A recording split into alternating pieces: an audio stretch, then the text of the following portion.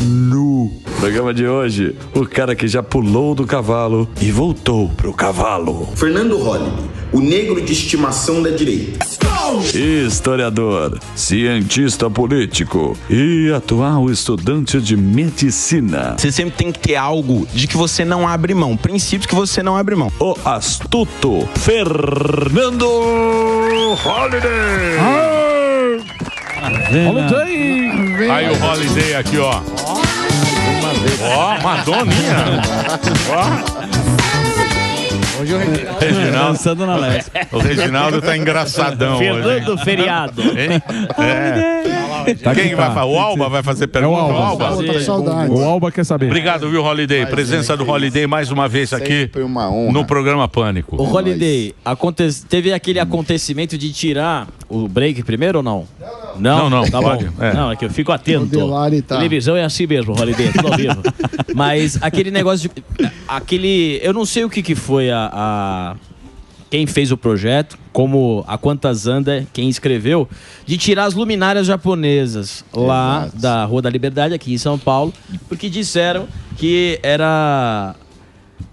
tinha que tirar porque aquilo representava alguma coisa, era antirracista, era um movimento negro. Você consegue me explicar? Porque eu lembro de ver a manchete rapidinho, eu tava de férias. Você não entendeu? Ele nem sabe o que aconteceu. Não, é um trecho. Relaxa, é uma relaxa rua que ali. relaxa que não tem nada a ver com o woke isso aí, relaxa. Tinha que tirar as lâmpadas ali da Liberdade. Homem-Aranha, não foi nada demais, relaxa. Japonesas, é verdade. Bom, semana passada foi o Dia da Consciência Negra, né? Dia 20. E o movimento negro em São Paulo já vinha há um bom tempo pressionando a prefeitura, porque ele dizia o seguinte: no bairro da Liberdade, que todo mundo aqui conhece São Paulo, já foi em São Paulo, você tem já um conhecimento, um reconhecimento histórico e turístico do potencial japonês ali da região. Tem vários restaurantes, eventos e tudo mais, etc. O que o movimento negro diz é o seguinte: tem uma capela ali, que é a da Nossa Senhora dos Aflitos, naquele bairro, onde havia um antigo cemitério, onde foram enterrados muitos indígenas e muitos escravos, principalmente ali por volta do século 16, 17.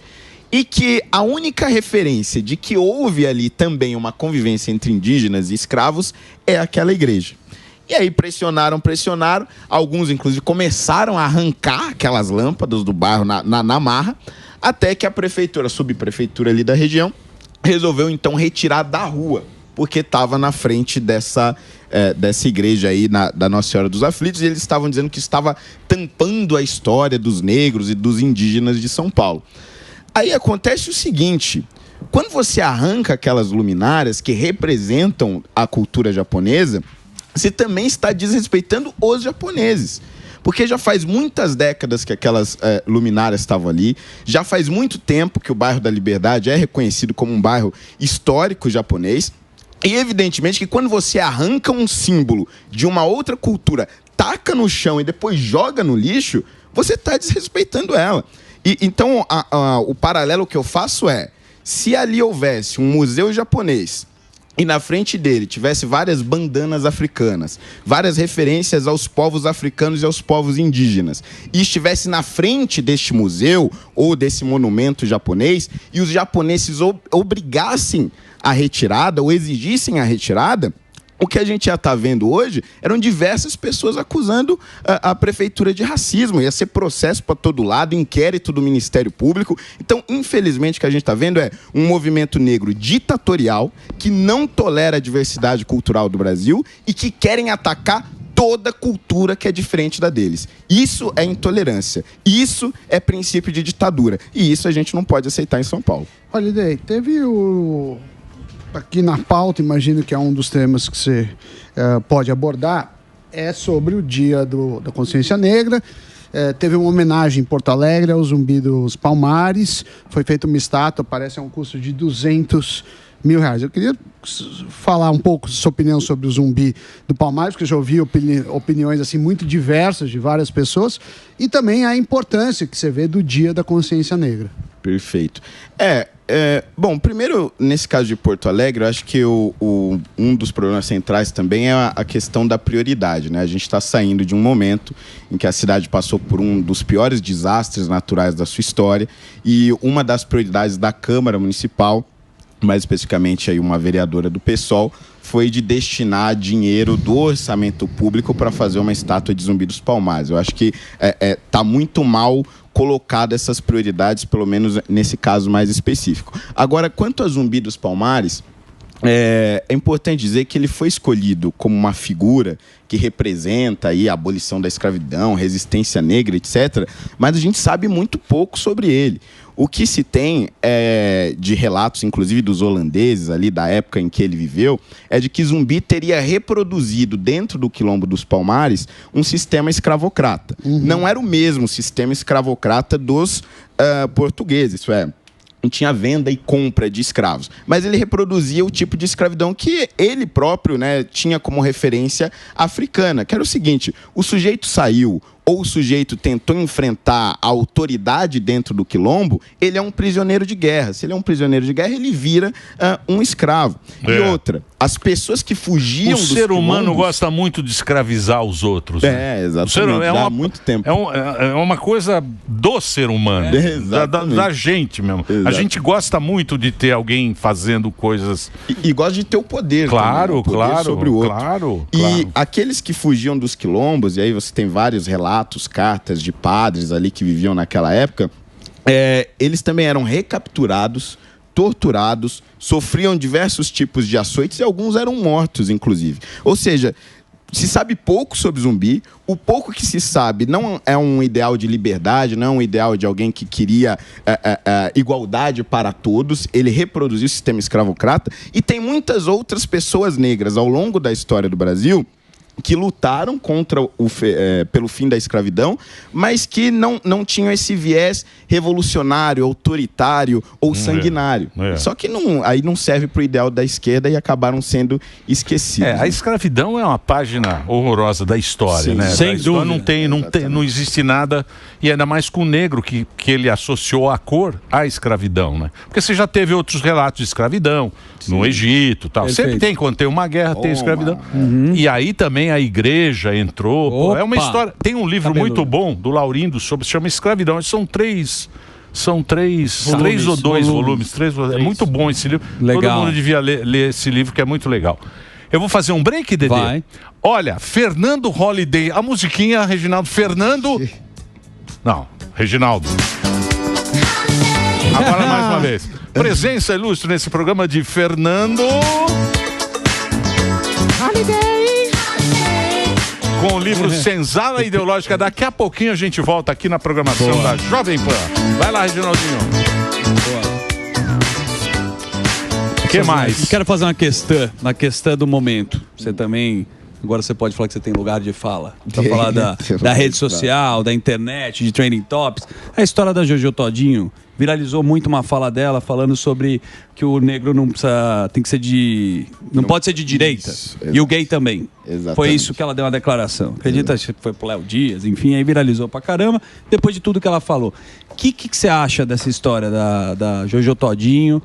Depois ela foi fazer publicidade com o velho da van, né? Aproveitou a história, tudo, mas eu acho que o posicionamento artístico, né? Que a pessoa tem que se esconder do que ela é. Eu acho que você já sofreu isso em algum momento da tua vida. Exatamente. Eu acho muito interessante esse posicionamento e essa coragem da Jojo Todinho, pelo seguinte: a gente tem hoje no meio artístico muitas pessoas que têm opiniões de direita, mas que têm medo de se posicionar.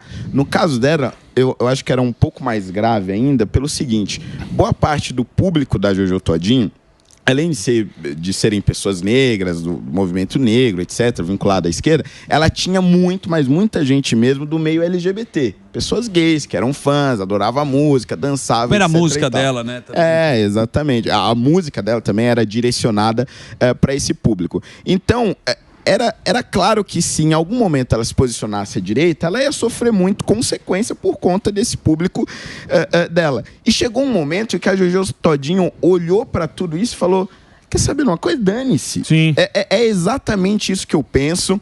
eu não posso ter medo de dizer o que eu penso por conta de contrato, por conta de show, etc. Então, acho que quando ela faz isso, ela acaba sinalizando para toda a classe artística de que existe um espaço enorme a ser ocupado na direita, que existe sim um público enorme, que existem empresas que não têm medo desse cancelamento, como o caso da Havan, existem demandas. Então, eu acho que ela pode estar, na verdade, gerando um movimento que lá na frente vai ter consequências no futuro, né? Acho que a gente vai começar a ver cada vez mais artistas com coragem de dizer o que realmente pensam. Claro que a gente já tinha tido alguns exemplos, né? Cássia Kiss, Regina Duarte e tudo mais.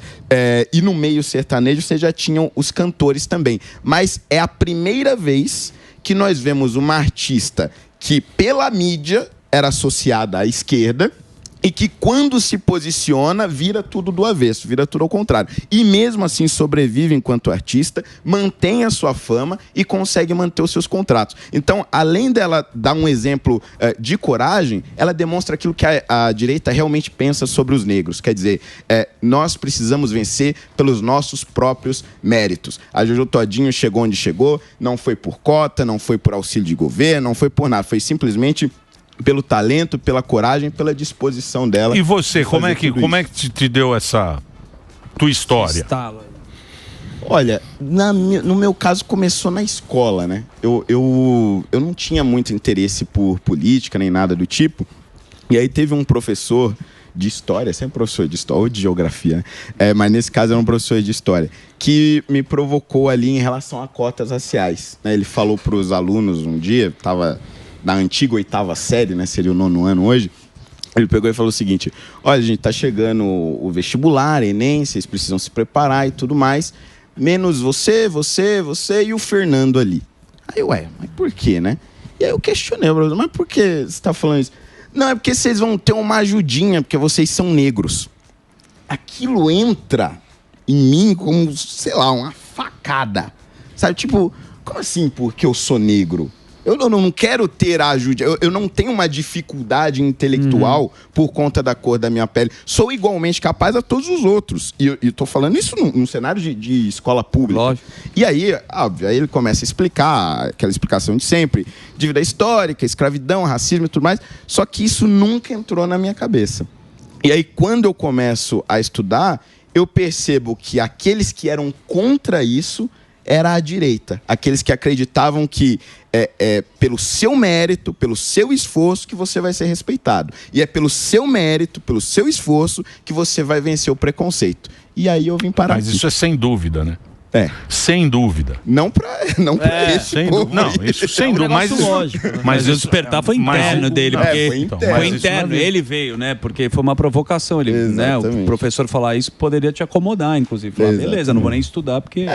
Já que tem essa facilidade, vamos tocar a vida e tal. E assim, quando eu digo isso, aí as pessoas vão falar, mas você tá falando mal dos cotistas? Não, pelo amor de Deus, né? Tem muitos cotistas, a maioria, inclusive, depois que entra na universidade, até supera não cotistas na maioria dos cursos. Não é disso que eu estou falando. Mas o estímulo é ruim. O meio que você oferece para a inclusão é ruim, porque você está desrespeitando a capacidade daquele aluno. E a maior parte deles são inteiramente capazes. O professor também foi mal. Você vai ter uma ajudinha. Cara, professor escroto. De verdade, o cara foi mal pra caralho. Eu acho que ele queria provocar o debate, mas ele era legal, um professor legal? Todos eles são descolados. Esses professores de esquerda é tudo amigão, tamo junto, o cara foi dar um exemplo péssimo. Foi horrível. Colocou. Não, mas o que eu acho interessante você conhecer a história das pessoas, né? A história é que ela vai determinar o que você é, o que você Lógico, né? Você vai chegar, a história, né? conhecer realmente as pessoas. É uma discussão, isso aí é uma discussão que nunca vai ter fim, né, Holiday? Uma discussão, porque é complexo, né? Envolve a história, aqui no caso a história do Brasil, envolve personalidades que foram esquecidas, outras que foram levantadas, envolve políticas públicas. Então, assim, é uma discussão que tem uma área enorme, né? Mas se perde. O que eu acho é o seguinte, porque fica sempre, né? Por exemplo, tem o Gama, tem Luiz Gama, André Rebouças. Luiz Gama, André Rebouças. Tem tanta personagem, né? personalidades negras com histórias tão bacanas, não é? E fica sempre batendo em Zumbi dos Palmares. Aí você fala, mas ele existiu ou não existiu? Há 30 anos fica essa discussão. Mas o Zumbi não existiu. O Zumbi existiu. Tem tanta história legal. Inclusive, né? Só um parênteses rápido aqui para aproveitar e fazer o merchan. No meu livro lá, Senzala Ideológica, eu trato justamente dessas figuras que aí a gente sabe que existiu, tem documento, tem carta, etc. Sim, André Rebouças. E que foram essenciais para a abolição, isso, exatamente. André Rebouças, Luiz Gama e José do Patrocínio, que eu acho que são os 3 principais. E que foram absolutamente essenciais para a gente conseguir a abolição e que não foram revolucionários. Esse é o ponto. É isso aí. Eles são esquecidos porque eles não foram revolucionários. Eles não servem pra pauta. Não servem pra pauta. Não, eles foram discutir lei, sentaram com a princesa Isabel, discutiram a real situação da escravidão, sentaram com Dom Pedro, não dá pra continuar, a Inglaterra tá pressionando, não sei o que tal. Ou seja, eles articularam e transformaram isso no mundo real. Sim. Aí não sei. Mesmo a princesa Isabel, que é mulher, ela também não entra porque não entra no contexto do revolucionário. Exatamente isso aí.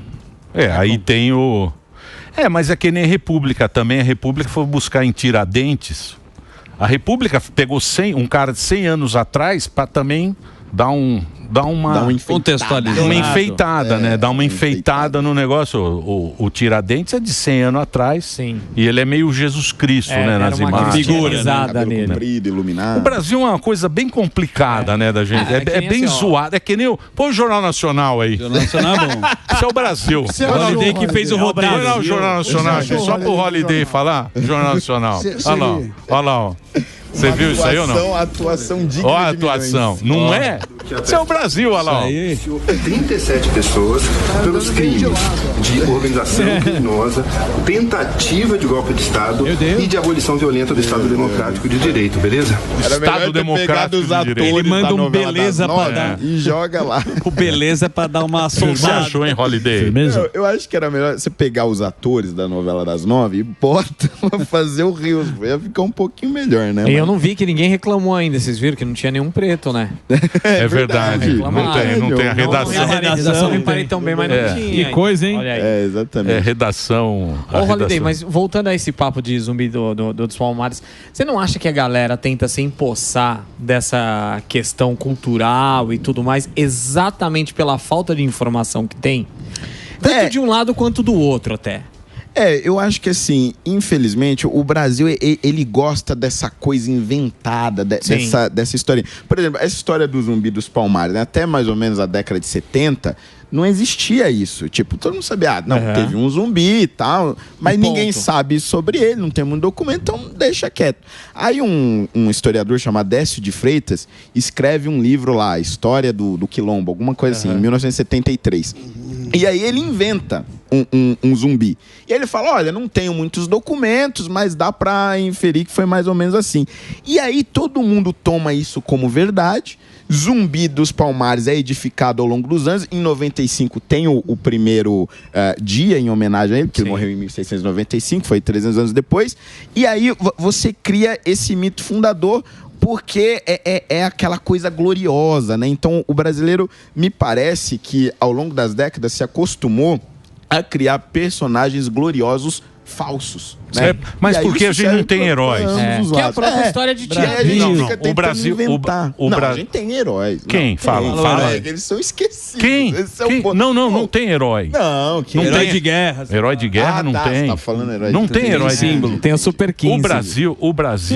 O Brasil, ele não teve assim. Se você pegar, o cara tem o quê? Duque de Caxias, que tá lá no cavalo. Borba H. Mas também entra nessa questão, mas entra herói nessa questão de guerra. Que o Holiday tá colocando também. É enaltecido, não é que foi herói também. Eu digo herói de guerra. Sim. Não tem assim muito herói de guerra. O Brasil. O que a gente tem aí de. Mas também não teve grandes guerras, né? A gente só teve no Paraguai. E quem terminou? Dos Carnus. Mas quem terminou a guerra foi o Conde D, pô. Foi um francês. Não, a guerra não tinha acabado. O francês foi lá terminar a guerra, que o brasileiro falou: não, isso aqui tá demorando muito, eu não quero mais. Ele foi lá e falou assim: não adianta mais ficar matando criança, porque acabou. Mas foi o Conde D. Foi, mas porque o interesse dele era outro. E o Conde D que podia ser o rei. Mas aí falaram: olha como o Brasil é louco. Tinha, que era o Dom Pedro II. Tinha a filha, que era a princesa Isabel. Falaram, não, mulher não. Tchau. Mulher não. Sim. ela é muito católica, ela reza muito, ele já não estava muito... Ah, tem o Conde D que pode ser o Conde... Não, mas aí ele tinha sotaque francês. Ele falava igual o gordão lá do... Tom Porro. Tom Porro lá. Tom Porro. Jacan. Não, o Conde D falava igual o Jacan. Karsug. Imagina se esse filho da mãe vira rei do Brasil, o que a gente ia tirar de sarro desse cara? Então vai ficar um mês. Nossa, o Carrefour ia estar comprando carne nossa agora, tá vendo? Então o Brasil é uma coisa muito zoada. Muito assim. É muito zoado, né? Não queira organizar. É uma malemolência, Os dois grandes eventos da história do Brasil, um dos, né? Foi a independência e depois a proclamação da República. Nos dois, os personagens principais estavam com diarreia. Tanto Dom Pedro na presidência, deu uma caganeira lascada. E na proclamação da República, Deodoro também não conseguiu proclamar de fato a República no dia 15, porque também deu uma caganeira. Foi José do Patrocínio que proclamou a República na Câmara Municipal do Rio de Janeiro. Ele foi pra praça e voltou pra cagar. Mas o Deodoro não queria, porque ele era amigo. Não, ele foi colocado, ele foi empurrado. O grande questão foi o golpe que eles deram pra ele, que é assim, ó, se você não fizer nada, você vai ser preso. Isso. Se você é preso... Aí ele falou, beleza, vamos fazer. Saíram lá, deram uma volta de cavalo, ele falou, beleza. Sim. Só que aí, o Floriano Peixoto já deu o golpe. Sim. Que não podia ser o vice assumir. Aí ele pegou a Constituição igual... meteu na gaveta e falou, não, aqui... Não, então já começou... O Deodoro só aceitou também por causa do cara do Rio Grande do Sul, era Siqueira Martins? Siqueirinha. Não, é zoado, é bem zoado. Sul, que na época que se não fosse o Marechal Deodoro, ia ser esse cara que ia ser o manda-chuva. Aí ele falou, não, esse cara não. Mas o passado é bem zoado. Mas vamos falar do futuro. E aí, doutor? Tá empolgado, médico? Tá empolgado, hein? Você precisa voltar, hein? Você precisa voltar para 2 semanas de prova. Hoje começou. Hoje acho que eu fui bem. Hoje acho que eu fui bem. Agora as próximas ainda vai ser braba. Boa. Então tá aqui o Fernando Holliday aqui participando. Obrigado, viu, Holliday? Você é sempre uma honra estar aqui. Você sabe que você é um cara que a audiência gosta de você. E candidato. É candidato. Em algum momento você vai voltar. Vai voltar. Nosso ginecologista. Um abraço aí pro pessoal do PL do Espírito Santo, ontem tava lá com o Mário Malta. Eles pediram pra eu mandar um abraço, então um abraço a todos vocês. Faz uma arminha. Faz arminha. Universitário, né, gente? Isso aí, lógico, é universitário. Universitário. Direito universitário. Obrigado, viu? Valeu. Vamos fazer o break. Vai lá, Reginaldinho, manda lá.